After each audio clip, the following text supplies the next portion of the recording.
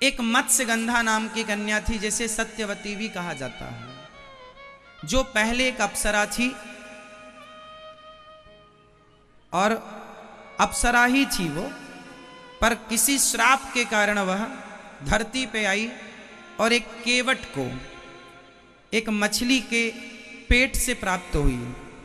मछली के पेट में वह कन्या थी, एक संत का तेज पानी में गिरा, उस तेज को मछली पी गई और मछली गर्भवती हो गई। तो वो कन्या उसके गर्भ में थी। मछुआरे ने, केवट ने उस मछली को फाड़ा तो कन्या निकली, तो उसने अपनी कुटिया में पाल लिया। अब जब बेटी बड़ी हुई तो उसका बेटा था नहीं केवट का, कहता कि तू ही नाव चला, तो जो भी आता उसे पार लगाने का काम वो कन्या ही किया करती। एक दिन उस कन्या के पास सुंदर ऋषि वहां से गुजरे। ऋषि उस कन्या को देखी और कन्या को देखकर कहा, देवी ये समय बहुत अनुकूल है। देखो ऋषि क्या चाहते हैं। महर्षि पराशर, उन्होंने कहा कि ये समय बड़ा अनुकूल है, यदि इस समय गर्भाधान किया जाएगा तो सुंदर पुत्र प्रकट होगा जो देश का, समाज का कल्याण करेगा। मत्स्यगंधा बोली, महाराज अभी तो दिन है, वहां से मेरे पिताजी देख रहे हैं, यहां से लोग खड़े हैं, हम नदी के बीच में हैं। संत जी ने कहा चिंता ना करो। उन्होंने कोहरा प्रकट किया। कोहरा जानते हैं, सर्दियों में सफेद सफेद दिखता नहीं है कुछ। संत जी ने कोहरा प्रकट किया और उस सत्यवती, उस मत्स्यगंधा नाम की कन्या से एक पुत्र पैदा किया। अब आश्चर्य देखिए, आप ये ना सोचिए कि साधु संत कैसे थे, ना, वो कोई सामान्य साधु नहीं। जो दिन में आज समय में कोहरा प्रकट कर लें वो सामान्य संत नहीं हो सकते। उन्होंने, अच्छा, जो पुत्र हुआ ना वो तुरंत पैदा हो गया। ऐसा नहीं कि 9 महीने के लिए वो गर्भ, ना जी, तुरंत। वो तुरंत जो पैदा हुए वह हुए हैं वेद व्यास जी। तो व्यास जी किसके पुत्र हो गए? व्यास जी किसके पुत्र हो गए? मत्स्यगंधा के। अब बेटा हो गया, व्यास जी तुरंत प्रकट हो गए। संत जी ने कहा, जाओ मैं तुम्हें वरदान देता हूं कि तुम्हारे शरीर से अभी मछली की गंध आती है, इसलिए मत्स्यगंधा दुर्गंध निकलती थी, पर जाओ मैं तुम्हें सुंदर खुशबू देता हूं, योजनों तक तुम्हारी खुशबू फैलेगी, तुम्हारे वदन से खुशबू निकलेगी।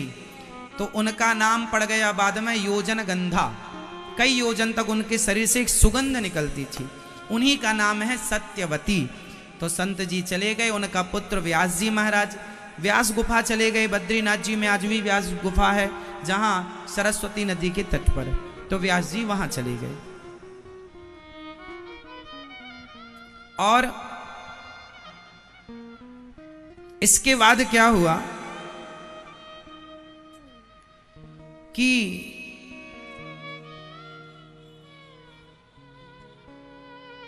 शांतनु से इनका विवाह हो गया, सत्यवती का। चित्रांगद और विचित्रवीर नाम के पुत्र हुए। अब पुत्र तो हो गए, ये आगे चलेंगे,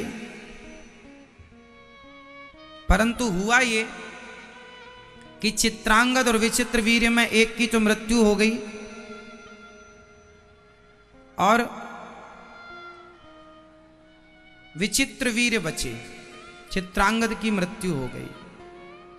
इनका विवाह हुआ, इनकी 2 पत्नियां आईं, अंबिका और अंबालिका। अब 2 पत्नियां आ तो गईं पर संतान नहीं हुई। अब संतान ना होने से इतना बड़ा हस्तिनापुर का सिंहासन संभाले कौन? बड़ी विडंबना। मां बड़ी चिंतित हुई, सत्यवती, क्या किया जाए, क्या किया जाए, क्या किया जाए। तो याद आई कि मेरे बेटे को बुलाया जाए, व्यास जी। तो व्यास जी को बुलाया गया, बेटा इतना बड़ा सिंहासन है और ये अच्छा, संयोग देखिए कि विचित्र वीर की भी मृत्यु हो गई, चित्रांगद भी मर गए, विचित्र वीर भी चले गए, पत्नी पत्नी रह गई दो।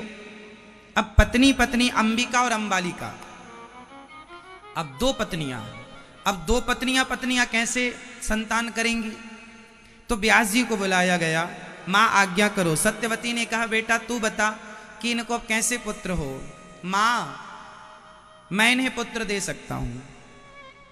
ठीक है, माँ ने कहा तू इन्हें पुत्र दे, क्योंकि सिंहासन पर अब कोई तो चाहिए, इस स्थिति पर अब तुम्हें इन्हें पुत्र देना पड़ेगा। ठीक है, व्यास जी तैयार हुए।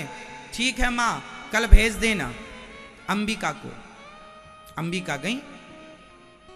तो जब व्यास जी महाराज का तेज उन्होंने देखा, उनके दिव्य शरीर को देखा, तो उनको देख करके उनकी आंखें बंद हो गई, उन्होंने आंखें मूंद ली। व्यास जी ने उन्हें स्पर्श किया। देखो व्यास जी भगवान के अवतार हैं, स्पर्श किया और स्पर्श मात्र से वह गर्भवती हो गई। और फिर उनके जो संतान हुई, माँ बेटा होगा पर अंधा होगा, क्योंकि इनने आंख बंद कर ली। बेटा होगा पर अंधा होगा। अच्छा चलो दूसरी बहू भेजती हूं। दूसरी बहू आई। दूसरी बहू ने व्यास जी को देखा, तो व्यास जी को देख करके वो लाल पीली हो गई, सकुचा गई, शर्मा गई और पीला पड़ गया शरीर। तो पुत्र तो हुआ पर पीलिया रोग से ग्रसित हुआ। उस जमाने में पीलिया रोग को ही पांडु रोग कहा जाता था, इसलिए पांडु जी पीलिया रोग से ग्रसित थे। तो रोगी बच्चा हुआ। अब क्या करें? व्यास जी ने कहा दो में से एक बहू को फिर से भेज दो। जब इनके संतान हो गई बहुत दिनों बाद फिर भेजा, तो अंबालिका से कहा सत्यवती माँ ने तुम जाओ। तो उन्होंने स्वयं ना जाकर अपनी दासी को भेज दिया। अंबालिका की जो दासी थी ना, उसे कहा कि मैं तो बहुत डर गई हूं, मैं नहीं जाऊंगी, तू चली जा। वो चली गई। वो दासी तो बढ़िया मौत से गई और गई। व्यास जी ने उसका स्पर्श किया, पुत्र हुआ, जो सबसे स्वस्थ, सबसे नीतिज्ञ, सबसे विद्वान, जिनका नाम हुआ है विदुर जी। तो वह दासी पुत्र। तीनों के पिता एक हैं पर तीनों की माता अलग अलग। तो धृतराष्ट्र, पांडु और विदुर जी, तीनों का जन्म ऐसे हुआ। किनसे? वेद व्यास जी से। किस किस को बात समझ में आ गई? पांडु के पिता कौन? वेद व्यास जी। धृतराष्ट्र के पिता कौन? और विदुर जी के पिता? ठीक है, माता तीनों की अलग अलग। पांडु के हुए पांडव, धृतराष्ट्र के हुए 100 और विदुर जी के यहाँ केवल विदुरानी और विदुर जी केवल भक्ति करते हैं। इनके संतान का कोई विशेष वर्णन नहीं मिलता। ठीक है, कई जगह लोग कहते हैं पुत्र थे इनके, ठीक है रहे होंगे, पर इतिहास में बहुत ज्यादा उल्लेख उनके, केवल विदुर विदुरानी का उल्लेख है। उनके पुत्रों का फिर आगे कोई विस्तार से वर्णन नहीं मिलता। चूंकि वर्णन पांडव और कौरवों का ज्यादा है तो इनका ज्यादा उल्लेख है, क्योंकि जिनसे आगे कार्य होता है उसी का नाम रखा जाता है। तो ये पूरी वंशावली आपको हमने सुनाई।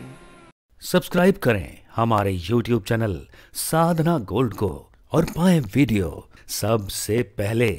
और हाँ, बेल आइकन दबाना ना भूलें।